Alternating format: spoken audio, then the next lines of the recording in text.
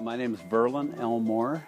I served as a youth pastor here when I was at South Pacific College from 1965 to 1967. And then I served my first senior pastorate here from 1971 to 1978.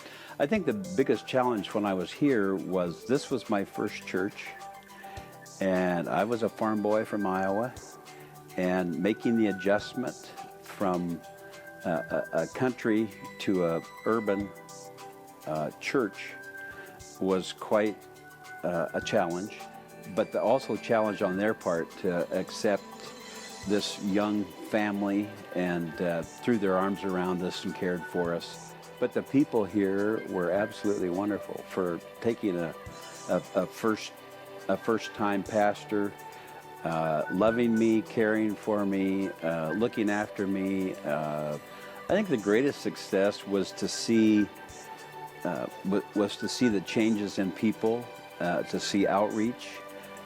Believe it or not, most of our success came because we started a softball team.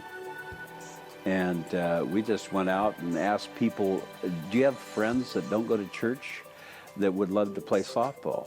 And there were a lot of hot dogs out there. And so we just invited neighbors and started the softball team. Then we had get-togethers afterwards, and that was a big plus. That was a big outreach. And then, of course, the daycare. We tried to work the daycare, encourage people to come in that way. But probably the greatest success, I think, was in the change. It was in the changes of the lives of the people that were here at that time.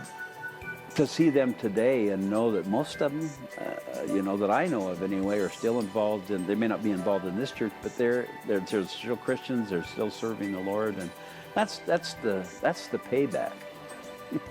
Boeing used to use the roof of this church because it was pure white, just stood out. They used to use it for their pilots. It was a reference point. We must have put some blue plastic or something over it.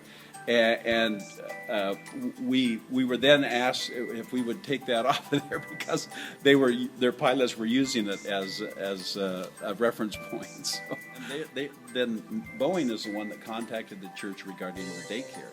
Said they were hiring a lot of people and they needed childcare, and that's how the childcare came about. Churches are always in transition, and change. We don't accept change too much, but everything is changing. This church has changed. People change. And to be able to still keep the Christian vitality that you have, and then to be embracing community. The church is for us, but it's also the reason we're here is for them. And I would just say keep encouraged, keep plugging away, keep at it. The rewards are wonderful.